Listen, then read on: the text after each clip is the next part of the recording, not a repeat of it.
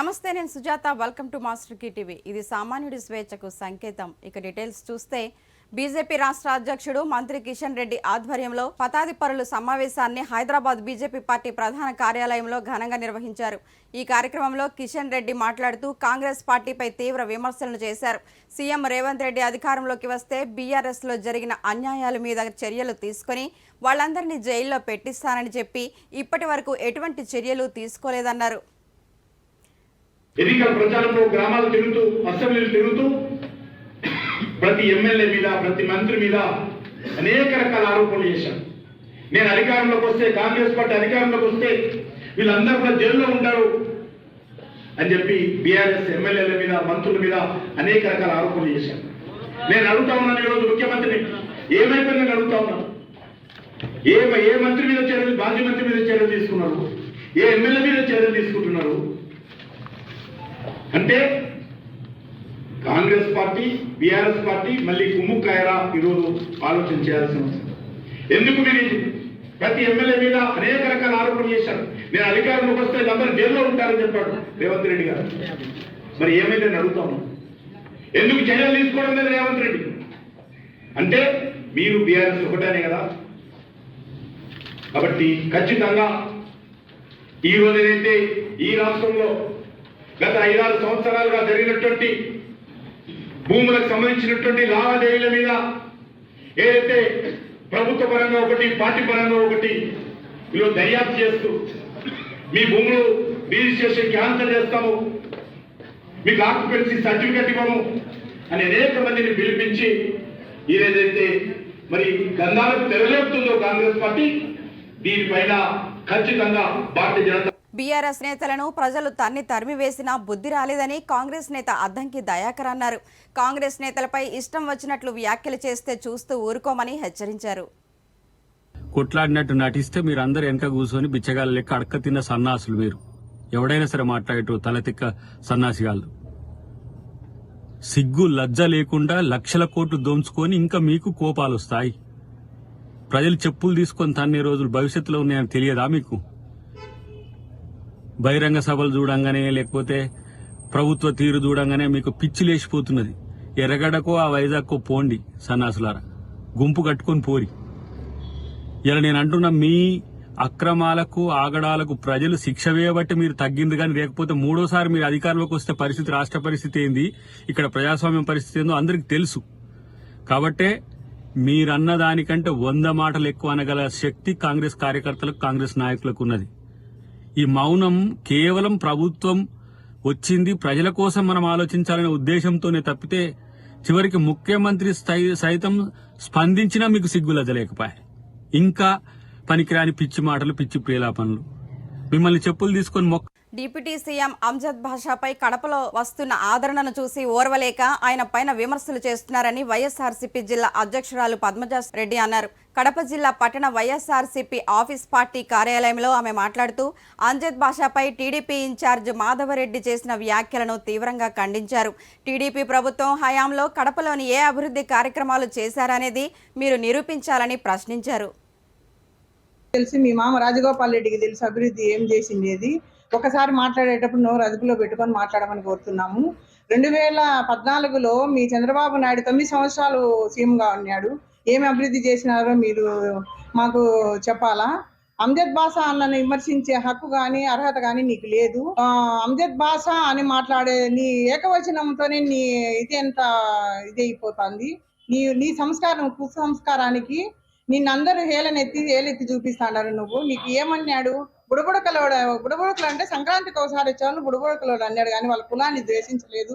కులాలకు, మతాలకు అతీతంగా, ప్రాంతాలకు అతీతంగా ఎవరినైనా ఒక మాట అనకుండా కడపలో ఏ నియోజకవర్గంలో పోయిన అంజద్ బాషా అంటే అబ్బా అని శబాస్ అనిపించుకునే ఏకైక మగోడు మా అంజద్ బాషా అన్న. నువ్వేం మాట్లాడాల్సిన అవసరం లేదు. ఒక మాట మాట్లాడేటప్పుడు ఆ మాట ఎంతవరకు వస్తుంది, దేని గురించి మాట్లాడినామని ఎక్కడ చూసావమ్మా? నువ్వు రోడ్లు మరమ్మతు చేయింది 2 సంవత్సరాల కరోనాలో నువ్వు ఎక్కడికి పోయినావమ్మా? నువ్వు హైదరాబాద్ జూబ్లీ హిల్స్ లో రోడ్లు ఉండాలంటే కడపలో కుదరదు. మీరు చంద్రబాబు నాయుడు ప్రభుత్వంలో రోడ్లు ఏ మాత్రం మరమ్మతు చేసినాడో ఒకసారి మేనిఫెస్టోలో తీసుకొని రా. మేము తీసుకొని వస్తాం. ఈ 2.5 సంవత్సరంలో నువ్వు మాట్లాడే మాటల తీరు, నీ నోరు అదుపులో పెట్టుకోవని ఈ విధంగా తెలియజేస్తున్నాను. నువ్వు ఏం మాట్లాడుతున్నావు అంజద్ బాషా అన్నని? కడప డిప్యూటీ సీఎం అంజద్ బాషా అంటే కడప జిల్లాలోనే పేరు మా అన్న. నువ్వు మానవత్వం మర్చిపోయి మాట్లాడుతున్నావు. అభివృద్ధి అభివృద్ధి అంటావు. ముఖ్యమంత్రి రేవంత్ రెడ్డిపై అనుచిత వ్యాఖ్యలు చేసిన మాజీ ఎమ్మెల్యే బాల్క సుమన్ దిష్టిబొమ్మను మండల కేంద్రంలో కాంగ్రెస్ శ్రేణులు దహనం చేశారు. మంచిర్యాలలో బీఆర్ఎస్ పార్టీ నియోజకవర్గ సమావేశంలో బాల్క సుమన్ ఒక రౌడీలా మాట్లాడినందుకు నిరసనగా దండేపల్లిలో సుమన్ దిష్టిబొమ్మతో శవయాత్ర నిర్వహించి రాస్తా రోకో నిర్వహించారు.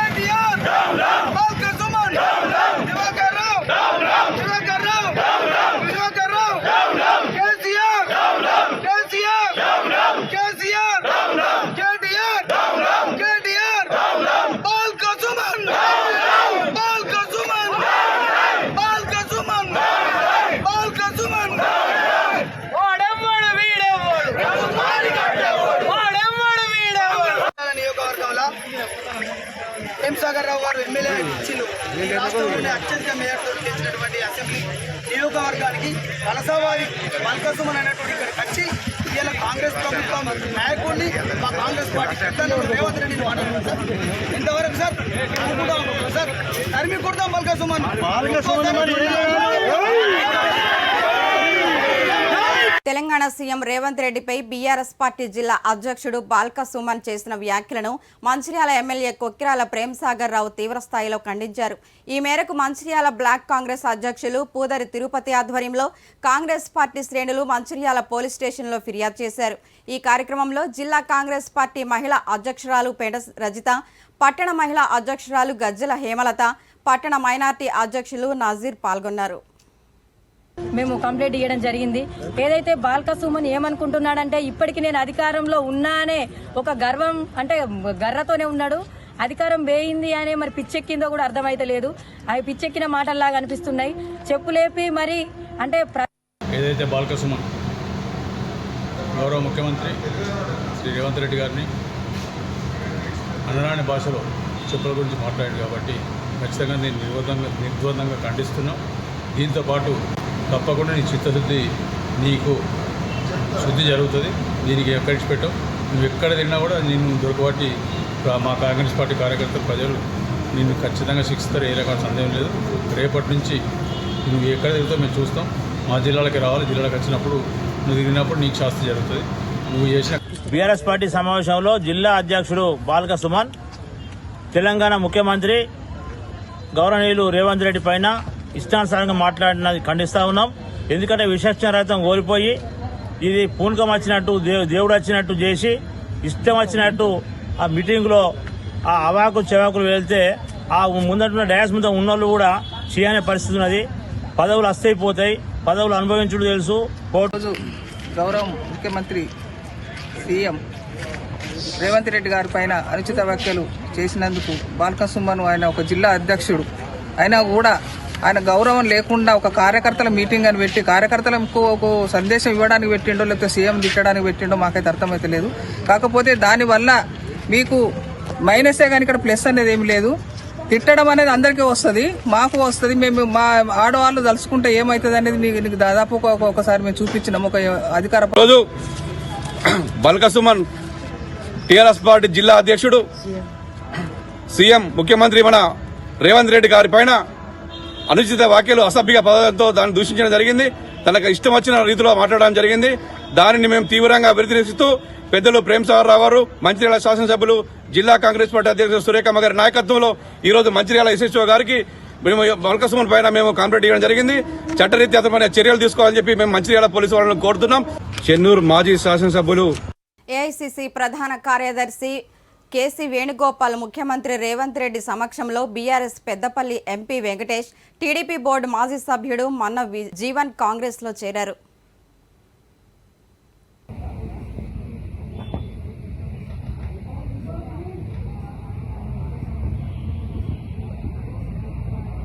ఓకే.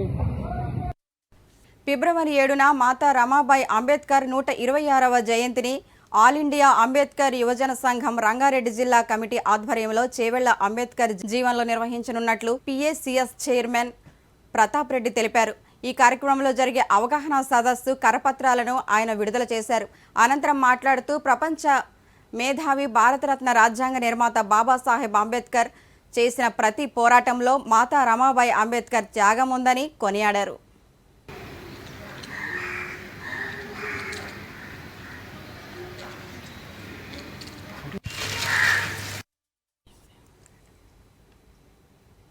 సీఎం రేవంత్ రెడ్డిపై బీఆర్ఎస్ నేత బాల్క సుమన్ చేసిన వ్యాఖ్యలపై కాంగ్రెస్ నేత రాజయ్య మండిపడ్డారు. బాల్క సుమన్ స్థాయి మరింత మాట్లాడుతున్నారని, ఇష్టం వచ్చినట్లు మాట్లాడితే చూస్తూ ఊరుకోమని హెచ్చరించారు. పెద్ద పెద్ద మాటలు మాట్లాడుతున్నావు. కండ కావురమా, మదమా, డబ్బులు బాగా పిచ్చిలేసిందా? నాలుక కనుక మందమై షేర్లు వస్తే ఉప్పు పసుపు పెట్టి రాకుతాం. ఎక్కడికి దొరికితే అక్కడికి మాట్లాడుతున్నావు. ఏం బుద్ధి లేదా? చదువుకోలేదా? జ్ఞానం లేదా? ఒక సభల ఈ రాష్ట్ర ముఖ్యమంత్రి రేవంత్ రెడ్డి గారిని, ఒక జాతీయ పార్టీకి అధ్యక్షుడైన రేవంత్ రెడ్డి గారిని నోటికొచ్చిన మాట్లాడడం నీ నాలుక మందం, నాలుక చీర్స్తాం కొడుక. ఏమనుకుంటున్నావు? ఈ తెలంగాణ రాష్ట్రాన్ని తెచ్చింది కాంగ్రెస్ పార్టీ. మేం పార్లమెంట్ నుండి కొట్లాడి తెచ్చినాం, బిల్లు పెట్టించినాం. నీకు విశాఖ నగరాన్ని ఉలిక్కిపడేలా చేసిన తహసీల్దారు రమణయ్య హత్య కేసులో నిందితుడిని విశాఖ పోలీసులు అరెస్ట్ చేశారు. ప్రత్యేకంగా ఏర్పాటు చేసిన 10 బృందాల బెంగళూరు, చెన్నైలో సెర్చ్ ఆపరేషన్ నిర్వహించారు. కాగా చెన్నై పోలీసుల సహకారంతో నిందితుడిని పట్టుకున్నారు. పోలీసు సమావేశ మందిరంలో ఏర్పాటు చేసిన మీడియా సమావేశంలో police commissioner doctor Ravishankar INR వివరాలను వెల్లడించారు. చెన్నై అవుట్స్కర్ట్స్ లో ఆయన్ని పట్టుకోవడం జరిగింది. ఆయన మన దగ్గర ఈ మర్డర్ తర్వాత దొరికిన ఆధారాలు అన్ని సహకరించి మనకు వచ్చిన leads, technical leads and other inputs అన్ని పట్టుకొని ఇక్కడ ఆ రోజు ఏదైతే 10 టీమ్స్ ఏదైతే ఏర్పాటు చేసినామో దాంట్లో ఒక లీడ్ టీమ్ ని చెన్నై పంపడం జరిగింది. ఆ లీడ్ టీమ్ అక్కడ ఈరోజు పొద్దున చెన్నైలో పట్టుకోవడం జరిగింది. ఆయన్ని కాన్సెప్ట్ లో అక్కడ నుంచి విశాఖపట్నం తీసుకురావడం జరిగింది.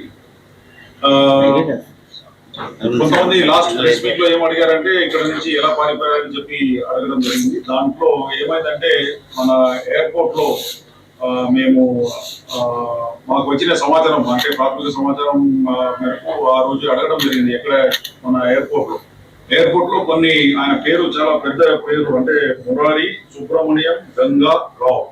సో ఎయిర్పోర్ట్ లో ఏదైతే ఎంట్రీ ఉంటుందో అది సరిగా పడకపోవడం, తర్వాత మా వాళ్ళు వెళ్ళి అడగటం సుబ్రహ్మణ్యం అని అడిగారు. దాని మీద వాళ్ళు అండర్స్టాండ్ చేసేసుకొని ఇటువంటి ప్యాసింజర్ ఎవరు ఎయిర్పోర్ట్ లో ఆ రోజు ఆ ఫ్లైట్ బెంగళూరు చెన్నై ఫ్లైట్ కు లేరు అని చెప్పి చెప్పడం జరిగింది. దానివల్ల ఈ మిస్కమ్యూనికేషన్ వల్ల ఇక్కడ స్లిప్ అయిపోయారు. ఇక్కడ మన అడిగారు మీరు అందరూ కూడా ప్రెస్ లో ఏ విధంగా జరిగిందని చెప్పేసి. బట్ మాకు టెక్నికలీ ఇది ఇన్ఫర్మేషన్ వచ్చింది ఈ విధంగా ఉందని. సో దాంట్లో భాగంగా ఈ రోజు జాయింట్ సిపి గారు వెళ్ళి మొత్తం ఎంక్వైరీ చేశారు. పత్రికప్ప గారు వెళ్ళి ఎంక్వైరీ చేశారు. దాంట్లో ఫర్దర్ ఎంక్వైరీలో ఎవరు ముఖ్యమంత్రి రేవంత్ రెడ్డిపై బీఆర్ఎస్ నాయకులు ఆరోపణలు చేయడం శోచనీయమని చెన్నూరు ఎమ్మెల్యే వివేక్ వెంకటస్వామి అన్నారు. గత ఎన్నికల్లో ప్రజలు గుణపాఠం చెప్పినా వారి వైఖరిలో ఇంకా మార్పు రావడం లేదన్నారు. ఓటమిని జీర్ణించుకోలేక ఇష్టం వచ్చిన రీతిలో మాట్లాడుతున్నారని ఆయన విమర్శించారు. ప్రజలు అన్నీ గమనిస్తున్నారని, ఇప్పటికైనా బీఆర్ఎస్ నాయకులు తమ తీరు మార్చుకోవాలని ఆయన సూచించారు. అరే, రాజకీయాలలో ఇలాంటి నాయకులు ఉంటే ఎట్లా? ఇష్టం వచ్చినట్టు ముఖ్యమంత్రి రేవంత్ రెడ్డి గారి పైన విమర్శలు చేయడము ప్రజలు కూడా ఇదే అనిపిస్తుంది. మంచిగా అయింది ఈసారి టీఆర్ఎస్ ప్రభుత్వాన్ని ఓడించినందుకు. అప్పుడు కిషన్ రెడ్డి గారికి కేసీఆరే అన్నాడు, రెండా మంత్రి, కేంద్ర మంత్రులందరినీ కూడా దద్దమ్మలు అంటే ఇష్టం వచ్చినట్టు. ఇప్పుడు కేంద్ర మంత్రుల పైన, ఇప్పుడు కాంగ్రెస్ నాయకుల పైన, ముఖ్యమంత్రి పైన ఇలాంటి వ్యాఖ్యలు చేస్తుంటే నిజంగానే టీఆర్ఎస్లో ఎంత ఫ్రస్ట్రేషన్ ఉందో కనబడుతుంది. అధికారంలో ఉన్నప్పుడు అహంకారంతోనే ప్రవర్తిస్తూ అప్పుడు కూడా ఇవే వ్యాఖ్యలు చేస్తుంటారు. వీన్ని తిట్టుడు వాన్ని తిట్టుడు. ప్రభుత్వంలో ఉన్నప్పటికీ కూడా మీ తిట్టులన్నీ కూడా ప్రజలందరూ కూడా విని మీకు సరైన గుణపాఠం అప్పుడు నేర్పించినారు. ఇప్పుడు కూడా మీకు అది అరే మా తప్పులైనాయి మేము సరిదిద్దుకోవాలని చెప్పి ఆలోచన లేదు, కానీ మళ్ళీ అలానే ప్రవర్తిస్తున్నారు. ఒళ్ళు దగ్గర పెట్టుకోండి, సరిగా మాట్లాడండి, ఇష్టం వచ్చినట్టు మాట్లాడొద్దు. ప్రజాస్వామ్యంలో అందరికీ కూడా హక్కు ఉంది మాట్లాడటానికి, కానీ ఇట్లా దిగజారి మాట్లాడడము సరైన పద్ధతి కాదు. మేము ఈ వ్యాఖ్యలు ఏదైతే మీరు రేవంత్ రెడ్డి పైన చేశారో దాన్ని తీవ్రంగా ఖండిస్తాం.